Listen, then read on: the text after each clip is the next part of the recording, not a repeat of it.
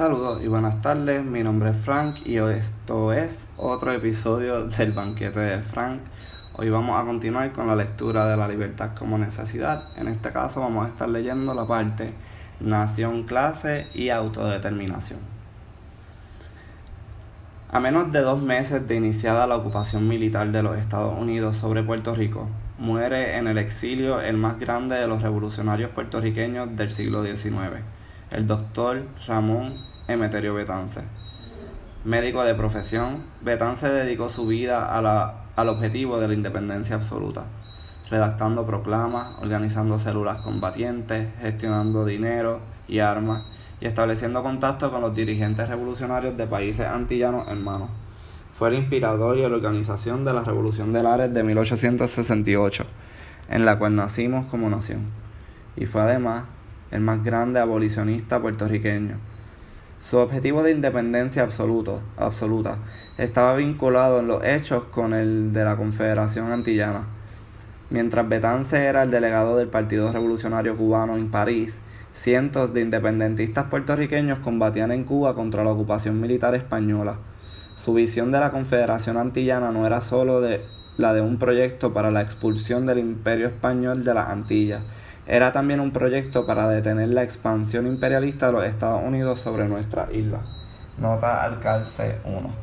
A menos de 3 meses de la Revolución de Lares, el 7 de diciembre de 1868, un manifiesto a los puertorriqueños, Betance declaraba: "Yo creo que la independencia futura próxima de mi país, ella sola, por acuerdo de las demás Antillas, es capaz de salvarnos del minotauro americano". Vuelvo a la lectura. Mientras Betance moría, el liderato colonial puertorriqueño se pasaba de rodillas de servir al Imperio Español a servir al imperialismo norteamericano. Verdaderos esclavos domésticos, los políticos coloniales representaban las aspiraciones políticas y económicas de la patética y explotadora clase empresarial puertorriqueña, verdadera generadora, esta última, de las prácticas coloniales colaboradoras con la ocupación militar. A principios del siglo XIX, el gobierno español decretó la imposición de aranceles elevados para limitar la entrada a su mercado de la producción azucarera colonial procedente de Puerto Rico y Cuba. El propósito de dichas tarifas de aduana era proteger los intereses de los productores de azúcar de Andalucía y de las Islas Canarias. Limitado su acceso al mercado español, los hacendados puertorriqueños productores de azúcar a base de mano de obra esclava comenzaron a mirar al acceso al mercado norteamericano como la realización de sus intereses empresariales. Nota al cárcel 2. Gervasio García, Historia Crítica, Historia sin coartadas, Ediciones Huracán, 1985, página 125. Vuelvo a la lectura. La anexión de los Estados Unidos constituía la única forma de asegurar la entrada libre sin aranceles y permanente a dicho mercado. Nace así el anexionismo colonial puertorriqueño. Nota al calce 3. Con relación a la anexión y a los anexionistas, Betance escribía en una carta al director del periódico El Porvenir de septiembre de 1892: "Para nuestras dos Antillas, como para Santo Domingo y para Haití, la cuestión de anexión está juzgada y ni se discute ya, pues por instinto siente el pueblo hasta el fondo del corazón todo lo que de desastroso encierra. Fue posible agitarla en 1868 cuando los que temblaban ante los destrozos de la guerra y las amenazantes vicisitudes del porvenir se hacían revolucionarios conservadores o anexionistas por sus onzas de oro, por sus suntuosas moradas de La Habana o por sus extensos y productivos cañaverales, como si pudiese ningún pueblo conquistar su libertad sin derrumbar palacios, sin quemar bohíos y sin derramar sangre. Fue posible agitarla cuando los representantes de Nueva York de la Revolución Cubana, los Morales Lemus, los Aldaina, los Mestres, los Feser y otros, que tenían todas las cualidades excepto las de revolucionarios, eran o abogados de nombre o ricos propietarios o financistas felices, a pesar de ser honrados, esclavos todos de la sugestión americana, volviendo constantemente la visita hacia la Casa Blanca, donde su candidez causaba risa, y empañados en romper la jaula del león para sujetarlo luego y dirigirlo a su antojo, cruzado las crines y tapados los ojos con pabellón de la estrella. Esa fue la muerte de la República de 10 años. ¿Y hemos de volver a comenzar el experimento? No, 1000 veces no. Y finalizaba diciendo, el anexionismo está fuera de cuestión. Hoy la revolución procede, como una erupción volcánica, de las capas sociales que forman el mismo centro del pueblo. Por otro lado, al momento de estallar la revolución de Lares quedaba retratado lo que es el autonomismo en la conducta de la inmensa mayoría de los hacendados puertorriqueños productores de café. Desde 1849, a través del reglamento de jornaleros, el gobierno colonial español le garantizaba a los hacendados productores de café un mecanismo para someter en condiciones ventajosas para estos y opresivas para los jornaleros un enorme caudal de mano de obra antes dispersa para el desarrollo de su producción. La sumisión de la inmensa mayoría de esto al imperio quedaba así garantizada. Nota del Calce 4, Wilfredo Matos Cintrón, La política y lo político en Puerto Rico. Ediciones Era, 1980, páginas 28 a la 33. Solo faltaba superar algunas limitaciones al desarrollo de sus intereses, entre ellas el dominio del comercio y el crédito, mayormente español, sobre la producción agrícola, el control español sobre las haciendas públicas colonial, las arbitrarias y abusivas contribuciones, las restricciones a la organización, a los derechos electorales y a la prensa, la prohibición para realizar tratados comerciales con otros países y el control español sobre los impuestos de aduana, estas últimas dos, de hecho, limitaciones inherentes al sistema colonial. Sus políticos coloniales se encargarían de mendigar de rodillas frente al amo las reformas al régimen colonial necesarias a sus intereses empresariales. He aquí el autonomismo. Nota del Calce 5. Con relación a los autonomistas, Betán se expresaba en una carta a Antonio Vélez Alvarado de febrero de 1892. Usted sabe que en nuestro país los separatistas están anatematizados hace tiempo, y yo no me siento capaz de hacer un trabajo que les dé razón a los autonomistas de hoy ni a los de ayer. Yo sé que soy el vencido, pero tengo la esperanza que nuestros paisanos se dirán algún día que si algún partido ha dado a Puerto Rico prueba de virilidad, ha sido el partido de Lares, el separatista. El gobierno español ha tenido la habilidad de adormecer a la mayoría de los que estaban con nosotros, haciéndoles las insignificantes concesiones que hoy poseen. Pero es bueno recordar que todos los gobiernos despóticos han seguido en todos los tiempos la misma política, en cuanto han creído a un pueblo capaz de reclamar sus derechos con las armas en la mano. No olvidemos pues que Lares significa algo en la contienda hispano-puertorriqueña para la obtención de la libertad, y yo, que he sido, soy y moriré separatista, me figuro que sin revolución y sin independencia no seremos nunca sino la eterna colonia de España. Los peninsulares, o si usted quiere, sus gobiernos, que han tenido siempre para nosotros palabras tan generosas, van hoy hasta conceder que las tesis separatistas es lícita. Si el pueblo antillano se conforma con esas concesiones, es preciso tenerle lástima e ilustrarlo. ¿No le parece a usted que una burla que venga el líder autonomista a decirle, ya ven ustedes, podemos obtener hasta la separación, pero con la condición que lo pidamos de rodillas y que el gobierno de la metrópoli y los capitanes generales y los voluntarios consientan en dárnosla? y sobre la relación expresada aquí entre las concesiones y la lucha revolucionaria. Betances le escribía a Sotero Figueroa en 1894.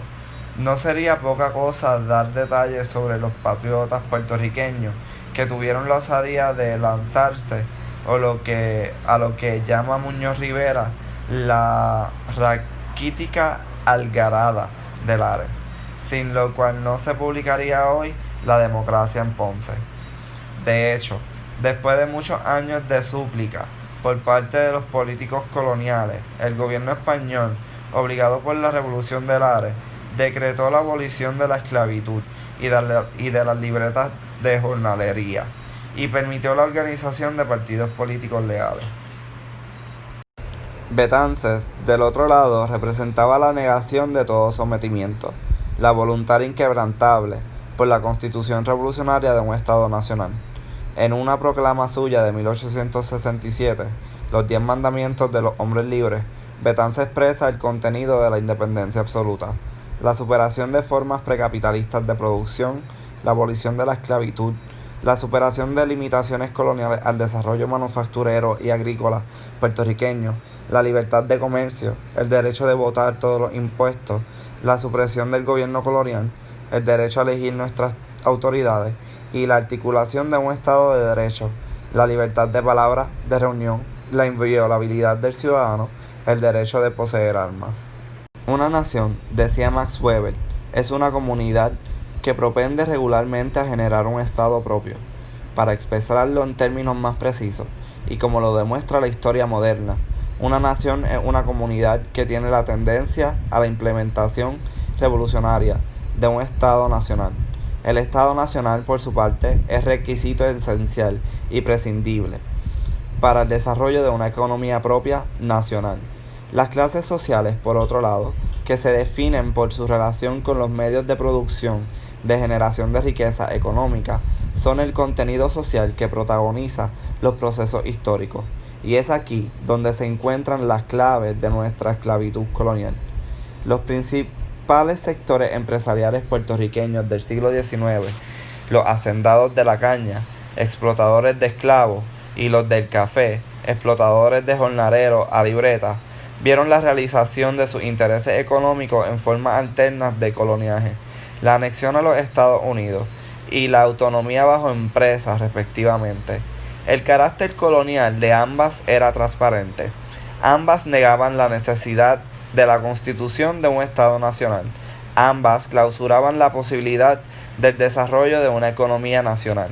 La invasión imperialista norteamericana simplificó las cosas, generalizó las relaciones capitalistas de producción, permitió bien pronto la entrada del azúcar puertorriqueño al mercado norteamericano libre de tarifas de aduana e impulsó el autonomismo colonial, el mendigar reforma al régimen colonial, como la única práctica política procedente. Lo que los principales empresarios puertorriqueños y sus políticos coloniales desarrollaron a dos partidos políticos coloniales. Ambos partidos políticos coloniales, el de Muñoz Rivera y el de Barbosa, con su retórica de anexión este último, se sometieron de rodillas a la prohibición por ley que se establece a partir del Acta Foraker de 1900, el establecimiento y desarrollo de una economía nacional puertorriqueña. Doblegada por la invasión imperialista norteamericana, la clase empresarial puertorriqueña se subdesarrolló, bajo las condiciones impuestas para el desarrollo de las empresas imperialistas norteamericanas en nuestro territorio nacional, lo único que le permitieron, como socio menor subordinado en la explotación de nuestra clase trabajadora. La clase trabajadora, por otro lado, evidenció un desarrollo extraordinario a través del siglo XX, particularmente en las últimas décadas del siglo. Impulsada por la extensión a Puerto Rico de un complejo industrial norteamericano de alta tecnología, electrónico, químico y farmacéutico, la clase trabajadora se desarrolló en su interior un sector considerable de ingenieros y científicos que dominan precisamente como tales el conocimiento necesario para el desarrollo de una economía nacional. Pero la debilidad congénita de la clase empresarial puertorriqueña no es la clave esencial de nuestra esclavitud colonial. Ni lo es tampoco la fortaleza económica y militar del imperialismo norteamericano y sus empresas transnacionales. Ni siquiera lo es el formidable instrumento de reproducción del sistema capitalista colonial que son las elecciones coloniales, ni el efecto distorsionado de las relaciones capitalistas de intercambio mercantil que opacan el hecho objetivo de que el valor de las mercancías y por lo tanto de la riqueza social está determinado por la cantidad de trabajo materializado en su producción, no por una magia propia de las mercancías o de la inversión del capital, sino por el esfuerzo de los obreros. Nota al calce 6. Ni las inversiones, ni la maquinaria, ni las materias primas crean valor. Las inversiones solo permiten el inicio del proceso de producción, mientras que la maquinaria y las materias primas, cuya utilización se da precisamente como producto de un trabajo anterior, solo transfieren su valor al producto. Es la intervención del trabajo humano lo que crea el valor, hecho reconocido por el propio Adam Smith, primer gran economista de los empresarios capitalistas. La ganancia de los empresarios capitalistas, la plusvalía, se deriva de la diferencia entre el valor creado por la fuerza de trabajo y el valor de lo que cuesta dicha fuerza de trabajo expresado, este último, en el salario y otras manifestaciones de este. Una parte de la plusvalía producida por los trabajadores es consumida improductivamente por los empresarios. La otra parte se reinvierte en la producción, la llamada plusvalía capitalizada. Aún tomando como premisa que la inversión inicial de los empresarios es fruto de su propio trabajo, en la medida en que se repite este proceso de reinversión en la producción, la magnitud de la inversión inicial desembolsada va convirtiéndose en una que tiende a recrecer en comparación con la de la plusvalía reinvertida en la reproducción, y aún considerando un margen de ganancias determinado sobre la inversión inicial, a partir de cierto momento el producto de la fuerza de trabajo se transforma íntegramente en fruto de sí mismo. Dicho de otra forma, la riqueza producida por la clase trabajadora se desprende de todo, en lo que el valor de lo creado se refiere, de la versión inicial de los empresarios, de las nuevas generaciones de versiones y de maquinaria le pertenecen, en consideración a lo que sea el valor a la clase trabajadora, aun cuando por ley, protegida por la fuerza, sigan en manos de los empresarios. Todas estas cosas son fundamentales, pero la clave esencial de nuestra condición colonial es la imposición sobre nuestra clase trabajadora del entendimiento falso y colaborador con la ocupación militar norteamericana de que la autodeterminación de nuestro pueblo admite alternativa a la independencia absoluta. La clase trabajadora puertorriqueña necesita un Estado nacional articulado como democracia participativa para expresar de forma real y determinante su voluntad general.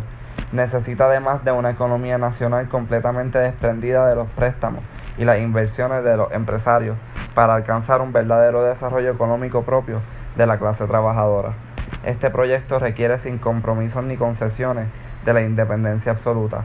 Requiere por parte de esta y desde ahora el negarle todo y en cualquier auspicio a cualquier consulta, plebiscito, referéndum, transferencias de poderes, asamblea constituyente que incluya alternativas a la independencia absoluta.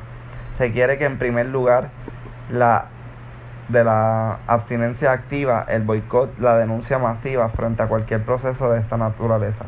La libertad de una nación nunca se lleva a votación. En un país bajo ocupación militar, el antiimperialismo es una cuestión de principio y una necesidad absoluta para la clase trabajadora.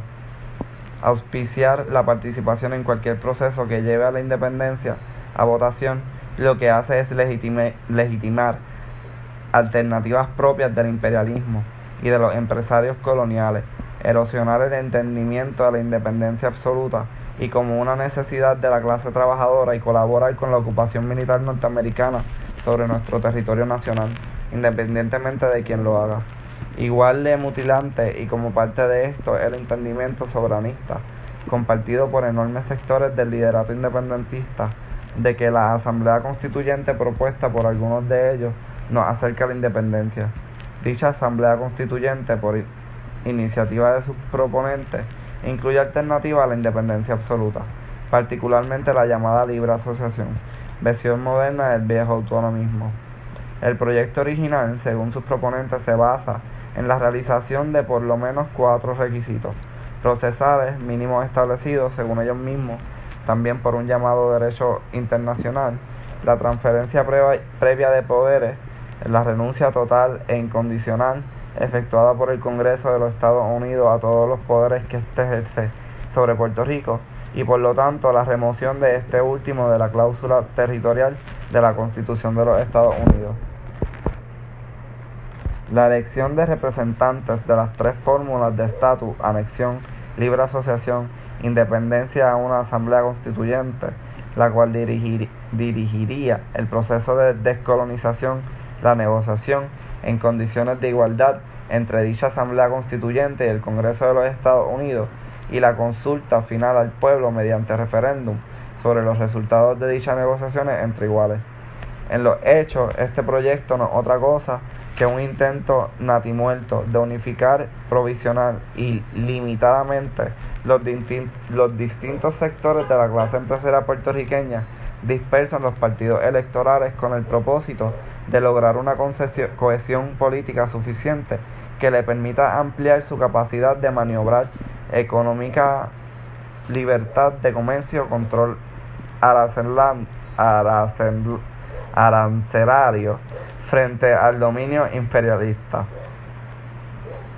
Dicho de otra manera, lo que se pretende es que, por obra de este proceso fundamentado en derecho internacional, en la remoción de Puerto Rico de la cláusula territorial de la Constitución de los Estados Unidos, en la soberanía del pueblo puertorriqueño, en la igualdad entre las partes e incluso en la voluntad del pueblo puertorriqueño, el gobierno imperialista de los Estados Unidos le conceda a la patética clase empresarial puertorriqueña lo que a los propios estados, en función de los intereses de sus grandes empresarios, les está prohibido desde 1789. Nota al calce 7. Constitución de los Estados Unidos, artículo 1, secciones 8 y 10. Esta maravilla es lo que llaman la libre asociación, y es aquí precisamente que se pisa definitivamente sobre las arenas movedizas.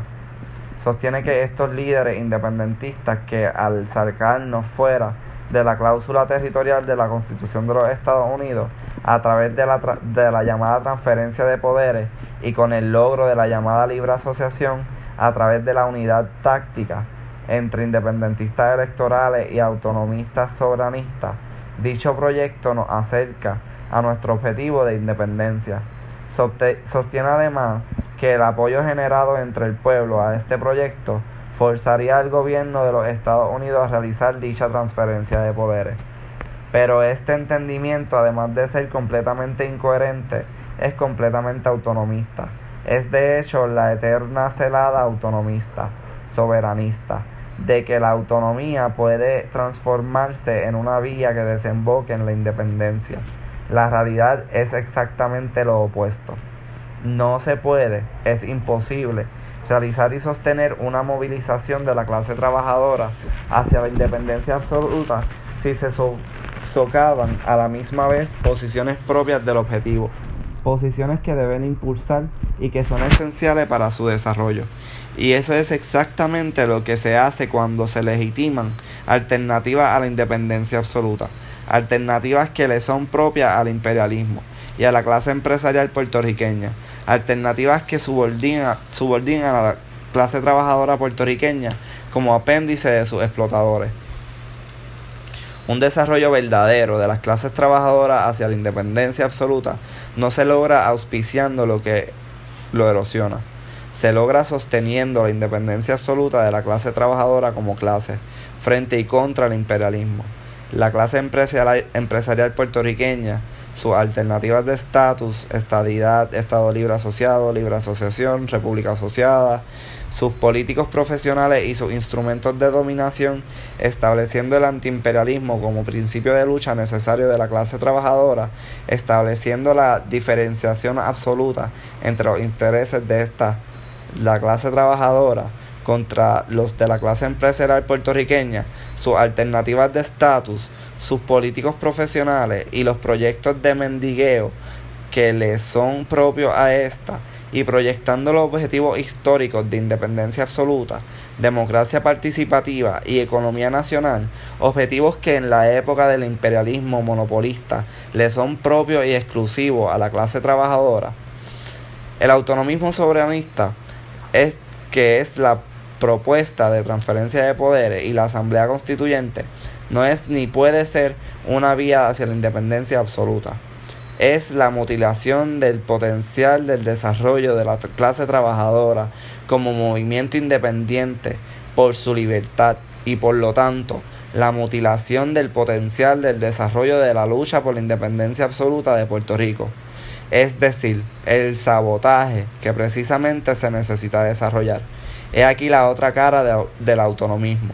Por un lado, auspicia los intereses de una clase social a la clase empresarial puertorriqueña, que nunca tuvo la capacidad para actuar independientemente de sus amos norteamericanos. Del otro lado, sabotea el potencial del desarrollo como movimiento independiente de la única clase social, la clase trabajadora puertorriqueña, que sí la tiene. Lamentablemente siempre habrá quien, a título de exigir la implantación de los mecanismos descolonizadores establecidos por las Naciones Unidas, llamando al derecho internacional, o de exigir la realización de un proceso de consulta verdaderamente democrático y de pueblo, o de desenmascarar al imperialismo obligándolo a definirse sobre la alternativa, o de desenmascarar al imperialismo como tal, al negarse a cumplir con los requisitos procesales o por acatar los resultados finales, o de transformar con base en la unidad entre independentistas y autonomistas, o en la autoorganización de la clase trabajadora, o en ambas cosas. La Asamblea Constituyente es un instrumento efectivo de lucha, o de fomentar el desarrollo de las tendencias anticoloniales en el autonomismo, o de fomentar el desarrollo de las tendencias anticoloniales en el sector liberal de la clase empresarial puertorriqueña, o de impulsar la unidad entre independentistas y autonomistas para golpear severamente o derrotar definitivamente al movimiento estadista o la estadidad o ambas cosas, o de participar en el proceso para arrancar concesiones, o de participar en el proceso para elevar la conciencia, la autoorganización y la militancia de la clase trabajadora, o de la llamada sociedad civil, o de ambas cosas, o de insertarse en el proceso para llevarlo hasta sus últimas consecuencias, o incluso de insertarse en el proceso para demostrar sus limitaciones o su inutilidad desde adentro, sostenga alguna variante de este autonomismo soberanista. Existe una tendencia en el movimiento independentista que amplía los requisitos procesales para incluir entre estos al retiro de todos los organismos represivos del imperialismo, militares, policiales, judiciales del territorio nacional puertorriqueño, el pago por el gobierno de los Estados Unidos de una indemnización correspondiente a los daños causados por la dominación colonial y el que transcurra anterior a la consulta final al pueblo un periodo de tiempo suficiente que permita un proceso de descolonización ideológica y el desarrollo de una economía nacional. Solo con el cumplimiento de los requisitos adicionales aquí descritos sostienen estos una consulta al pueblo sobre alternativas de estatus entre anexión, libre asociación o independencia, o entre libre asociación o independencia sería legítima. Y sostener que la autonomía lograda con base en la unidad táctica entre independentistas electorales y autonomistas soberanistas puede transformarse en una vía que desemboque en la independencia. Es precisamente el remache de todo este sabotaje a la lucha por la independencia absoluta. Nota al calce 9. Esta posición no es más que un derivado de la expresada anteriormente. Sigue siendo autonomismo. Existe aún otra tendencia que el movimiento independentista que argumenta a favor de una etapa de transición anterior a la independencia, dirigida exclusivamente hacia la independencia y sin